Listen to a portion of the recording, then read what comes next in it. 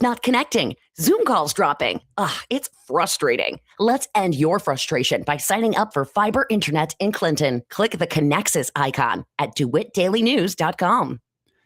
From the Heart Media Group newsroom and DeWittDailyNews.com, I'm Ben Hubbard with this expanded morning newscast.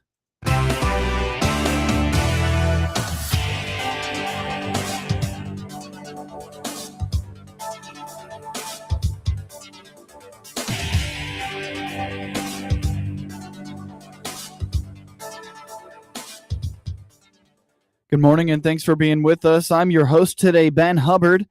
The news is brought to you by Baum Chevy Buick in Clinton, your Silverado headquarters, as well as Connexus, offering fiber internet in Clinton. Click their icon on DeWittDailyNews.com to find out more. Here's what we got new for you this afternoon. The search continues for a new Clinton City Hall fire and police station. Clinton City Administrator Tony Harris indicates no site has been established yet for those new building locations because land has not been acquired. The mayor and I talked about this the last couple of times we've been on. The mayor's goal is to make an announcement by the end of the month on the location of those three: City Hall, Police Department, and Fire. As of right now, we still have not bought any land. We've not got any kind of agreement on any location. So we are still not definitely for sure where those are going to land. You know, what's ironic, the landowners are paying attention. They're listening to these interviews because location for the fire department. I was contacted by 4 different landowners. Hey, I've got land to offer up. We're not concentrating on just one piece of ground, okay, like what may be out there. We're not exactly for sure yet. You know, we're still looking around. We've not bought any land yet. We're in negotiations we have been for some time with 4 different landowners just for the fire department. That's just for the fire department. So we're still looking at that, but there's been no activity on that. According to Harris, input from the community is welcome.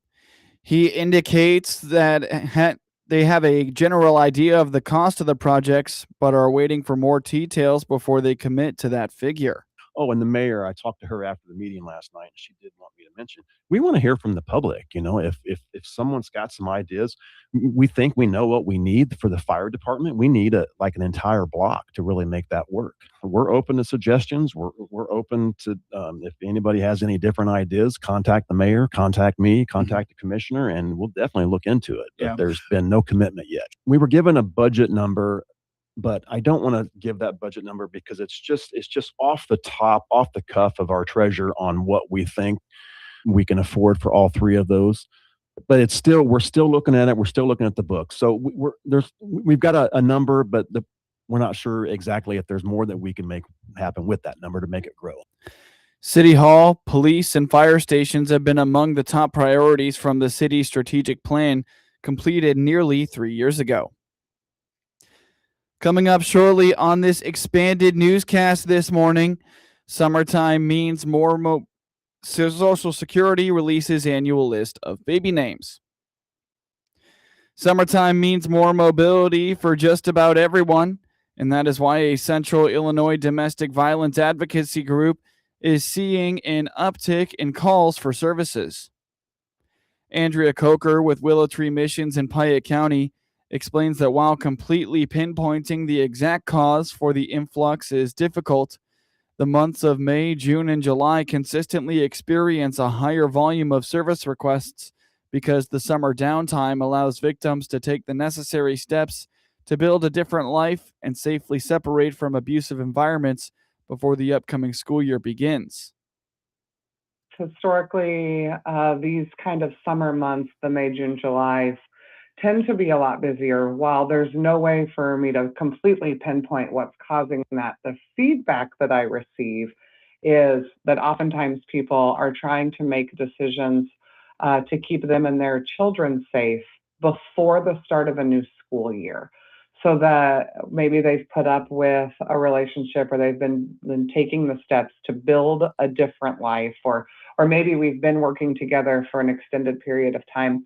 And now they're ready to take that next step because they desperately want out of their situation before they start a new school year. They want to have their children safe while they've got this kind of lower scheduled downtime to get out. The other reality is whenever the weather is nicer, people feel more comfortable leaving because they don't feel as isolated and trapped by winter in Illinois. Another thing, I guess, that we're noticing is that throwing off schedules seem to really impact people's behaviors. And so having a lot more time together seems to be also increasing the severity of DV within homes. People are home more. They don't have routine schedules of kids going to school and different things. So that kind of upheaved in routine seems to be a contributing factor to why we're having an increase in calls as well. According to Coker, the absence of school schedules means family members spend significantly more time together inside the home. This lack of daily routine contributes to an increase in both the frequency and the overall severity of domestic violence instances. Sure. I think the biggest thing is if you are someone who is needing help, or maybe you're not needing help, you're just needing someone to talk to.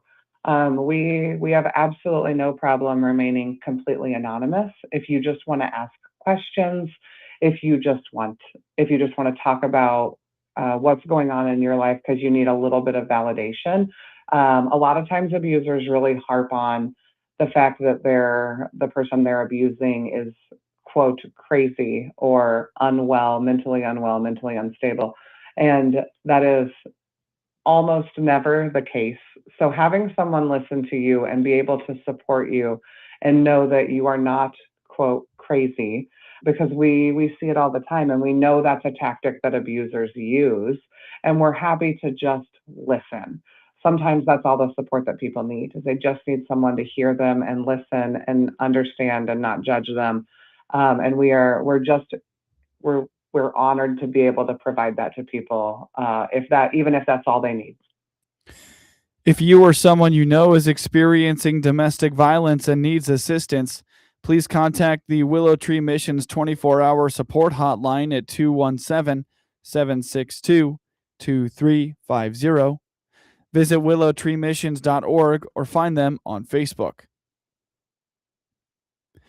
The top baby names of 2025 are out. Last month, Social Security released its annual list of the top names given to babies born in 2025. Jack Myers with Social Security indicates this is an easy list for them to gather because the information is readily available to them. Yeah. It's always an annual thing, as you alluded to. We bring out the list every year. We have national lists that come out one week, and then the week after that we get the state-specific baby name data. So if you want to see it all, you can find it at socialsecurity.gov/baby names, or just go to the website, ssa.gov, and look for baby names. You'll find it there.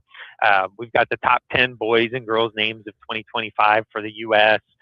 We've got the state-specific list, so if you want to see how Illinois differs from other states, it is kind of interesting how there are national trends and then there are state-specific trends. So that's kind of fun to look at. It is just fun. It's data that we already have through the process of issuing Social Security numbers.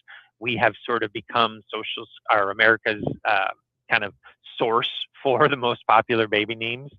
We began compiling this list back in 1997, but the data goes all the way back to 1880. So it's a pretty robust data set. It's pretty common or pretty popular. People really kind of look for it. Our website sees a lot of traffic when we release this information. And we're hoping that while you're there looking at baby names and the fun stuff, you'll also take some time to read about our programs, read about our benefits. And if you're 18 or older and you don't already have one, go ahead and set up that My Social Security account for yourself while you're there, because It's a really good tool to have. According to Myers, the top baby names from 2025 were Liam for boys' names and Olivia for girls' names.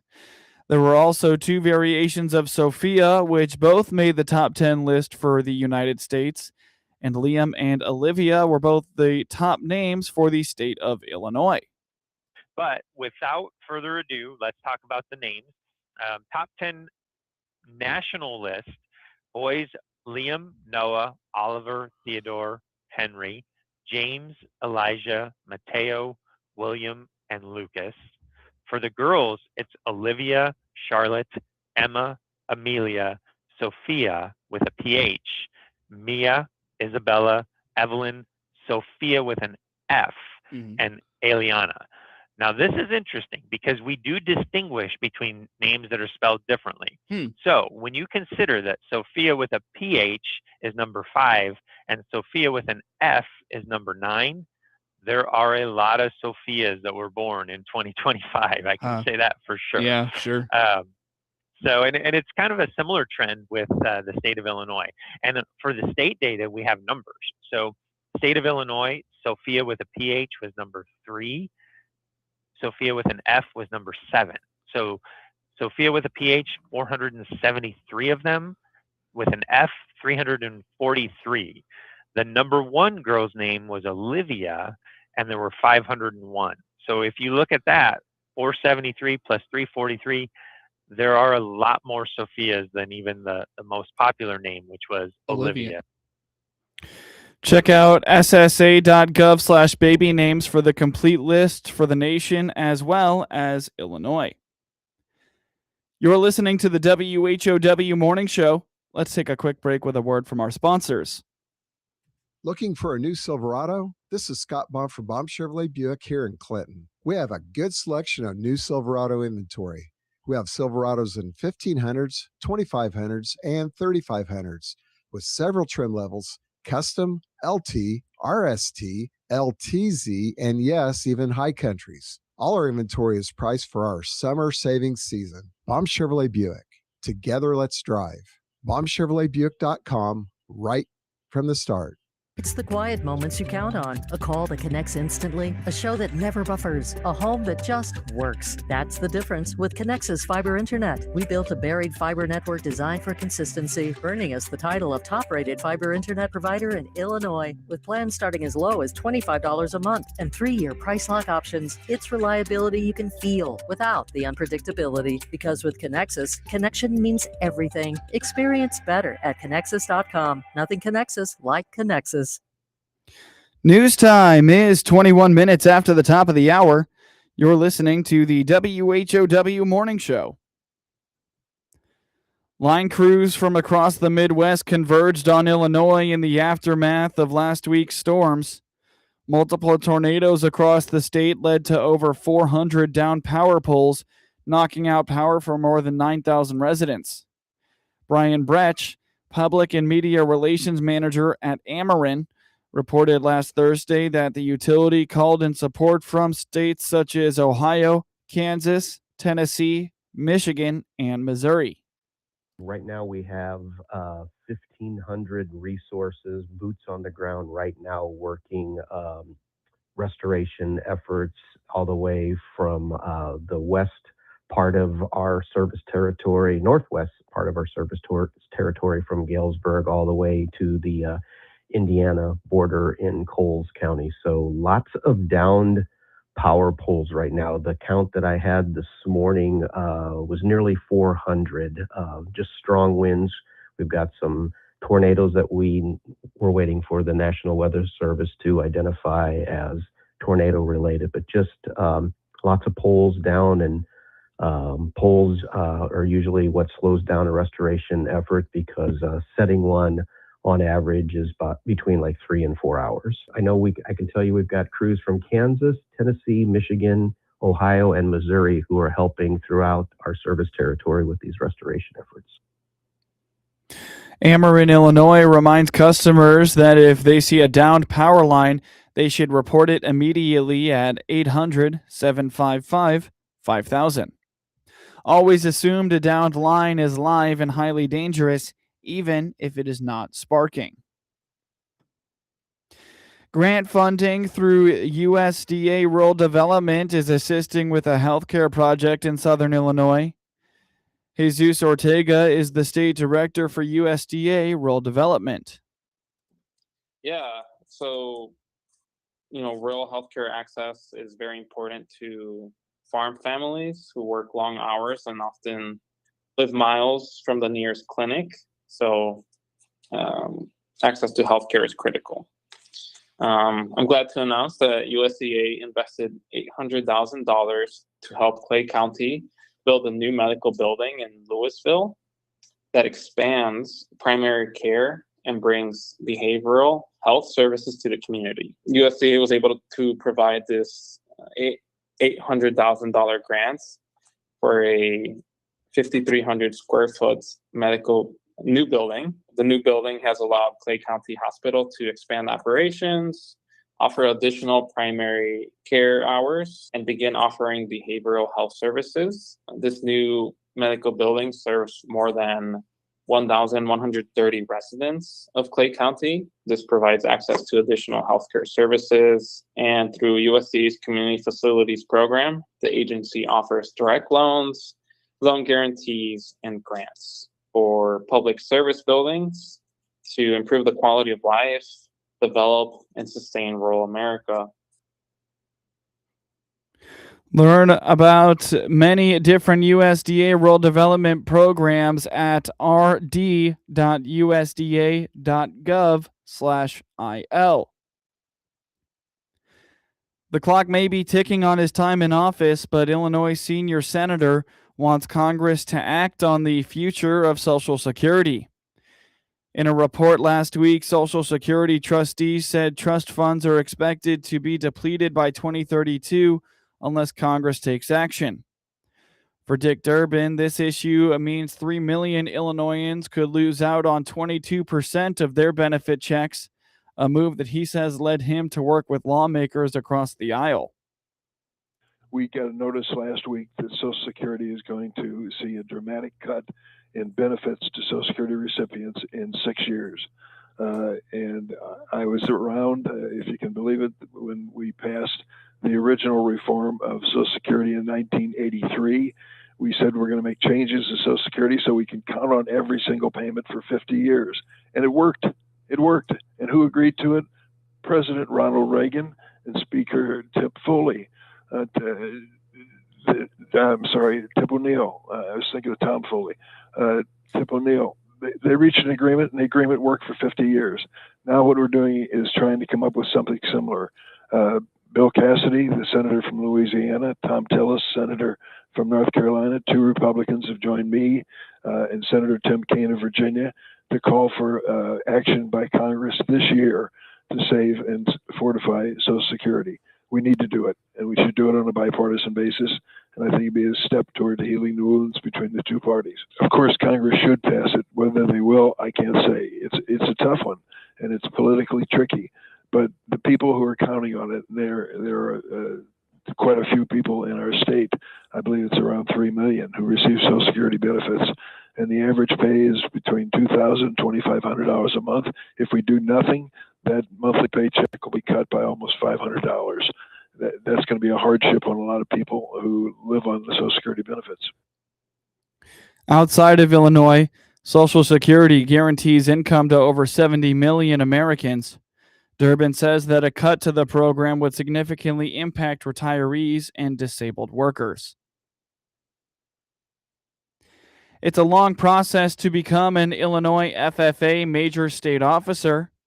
Owen Rigg was elected secretary earlier this month. But for a lot of people, it's your senior year. You're thinking about it, November-ish, if you want to do it. And then you submit the application. You'll have a orientation in February. During that time, we have a parent orientation there, which we talk to people, talk to the major state officers and some past officers too, and they talk about their experience and just try to really decide if it's the right option for you. And then after that, you'll submit an application through the AAT. That'll be, I think, in March when you submit that. And then you go through 2 days pretty much of selection committee. One day is one day is online, one day is in person. Both those dates are in April. On the first day, you'll submit a recorded speech, and then you also take a quiz online. And then the in-person day, you'll do several stations. You'll have a group project thing. individual facilitation, an impromptu scenario. Then also you'll have a general interview when you're there. And then those top 10 candidates are released later that night. And then you have about a month and a half to prepare for convention, which you're writing speeches, you're thinking about impromptu question, and just building up to get to convention. And then at convention, obviously you do your introductions, your impromptu, and then you do elections, which then hopefully you get elected. Rig is from the Williamsfield FFA chapter in Knox County. Get news anytime from your computer or your mobile device at DeWittDailyNews.com. That's DeWitt County's #1 source for news, sports, police blotter, obituaries, and more. Best of all, it's all free all the time, right at your fingertips, again on your computer or your mobile device at DeWittDailyNews.com. Network news comes your way now. With SRN News, I'm Rich Thomason in Washington. What was rumored for weeks has come to pass. Embattled British Prime Minister Keir Starmer is resigning as head of the UK's Labour Party. Looking ahead to the selection of a successor, Starmer says he'll stay on as Prime Minister until his replacement has been named. There are reports of a meeting of the minds on at least some points following the initial round of U.S.-Iran talks in Switzerland, negotiations for an agreement to permanently end the war. Oil prices are falling in tandem with gas prices as the U.S.-Iran talks raise hopes for an end to the war and the free flow of crude through the Strait of Hormuz. Parts of southern Illinois have been blasted by tornadoes. 2 deaths and property damage reported in Jefferson County. It's about 70 miles southeast of St. Louis. On Wall Street, the Dow futures down 10 points. More details, srnnews.com. The following is a real-life story from Trinity Debt Management. When I was feeling the stress of too much credit card debt, I looked at 2 different options: debt settlement and debt management. They may sound the same, but guess what? They're not. Debt settlement seemed like a quick fix, but I found out it would destroy my credit, create tax headaches, and hit me with huge fees. They actually told me to stop paying my bills. No way, not me. Then I turned to a debt management plan developed by the team at Trinity. They worked with my creditors, lowered my payments, reduced my interest, saved me thousands, and paid off my debt. And Trinity is a Christian company, which is important to me. If credit card debt has you down, call Trinity at 1-800-936-5496. My name is Heather. Please forget debt settlement. And remember, Trinity Debt Management. 1-800-936-5496. From the Hart Media Group Sports Desk, IL Sports Wire, and DeWittDailyNews.com, I'm Ben Hubbard with this local sports report. Dylan Dingler homered and drove in the tying run in the 9th before Matt Vierling's bloop single finished off Detroit's comeback in the 10th as the Detroit Tigers beat the Chicago White Sox 5-4 on Sunday. Thankfully, the White Sox road trip comes to an end after another tough loss in Detroit on Sunday. Although Luis Angel Acuna finally found his power stroke in a White Sox uniform with his first long ball to give the Sox a temporary lead in the 6th. Acuna does not show bunt, and he smokes one in the air out in the deep left center field, and it's his first home run, and they lead the game 2-1. How about that? Show bunt, hit a 2-run home run instead. Sox swept in Detroit, but showdown for first place on tap at Rate Field starting Monday as the Guardians visit. I'm Jeff Meller, and I'll have your pregame coverage starting at 6 p.m. on the ESPN 1000 Hard Rock Casino White Sox Network. The Sox kick off a 3-game series with the Cleveland Guardians tonight, with pregame beginning at 6 p.m. Hear the action on WHOW. J.J. Weatherholt hit 2 home runs and had 3 RBIs as the St. Louis Cardinals avoided a series sweep with a 12-10 win over the Kansas City Royals on Sunday. Mason Wynn hit a 3-run homer in the Cardinals' 5-run first inning, and Ivan Herrera hit a 3-run home run in the 5th for a 12-7 lead. Weatherholt went 3 for 5 with a leadoff home run and a 2-run homer in the 2nd. Wynn also hit an RBI single in the 2nd for 4 RBIs. Lars Nootbaar and Alec Burleson hit RBI singles as St. Louis had a season-high 16 hits. The Royals rallied after entering the bottom of the 2nd down 9-2. Nick Lofton and Jack Caglione hit 2-run homers to make it 9-6 in the 2nd. Caglione's 444-foot home run into the 2nd level of the right field Kauffman Stadium fountain extended his home run streak to 3 games. Caglione hit a solo homer in the 9th for his team-leading 12th of the year. Salvador Perez hit an RBI single in the 4th. Carter Jensen hit a solo home run in the 6th. Perez scored on a fielder's choice in the 9th, avoiding a tag and touching home. St. Louis starter Dustin May allowed 6 runs in 2 innings. St. Louis used 7 relievers with Gordon Graceffo, who is 5-1, pitching 1 inning for the win. Stephen Kolek is 4-2 and gave up 9 runs on 9 hits with 1 walk and 1 hit batter in 1 1/3 innings. Bobby Witt Jr. was out of the lineup for the Sunday series finale after leaving Thursday's game with a grade 1 MCL sprain. He'll be reevaluated on Monday. The Royals visit Tampa Bay on Monday with right-hander Michael Wacha, who is 4-5 with a 3.64 ERA, scheduled to start for Kansas City. St. Louis returns home to face Arizona on Monday. Right-hander Andre Palante is 8-4 with a 3.76 ERA and is slated to take the mound for the Cardinals. The Toronto Blue Jays game at the Chicago Cubs has been postponed because of inclement weather on Sunday. Toronto and Chicago were slated to play the finale of their weekend series. Chicago routed Toronto 16-2 on Friday, and the Blue Jays rallied for an 8-6 victory on Saturday. The game was rescheduled for August 6th at Wrigley Field. Chicago opens a 7-game trip on Monday night at the New York Mets. The Cubs finished the road trip with a weekend series at NL Central leading Milwaukee. Shoto Imanaga will start Monday's game against the Mets, followed by Edward Cabrera on Tuesday and Javier Assad on Wednesday. In scores from around the MLB on Sunday, the Cincinnati Reds beat the New York Yankees 4-1, while the Milwaukee Brewers took down the Atlanta Braves 9-4. The Miami Marlins beat the San Francisco Giants 2-1, while the Tampa Bay Rays beat the Washington Nationals 4-3. The Houston Astros beat the Cleveland Guardians 2-1, and the Texas Rangers took down the San Diego Padres 4-3.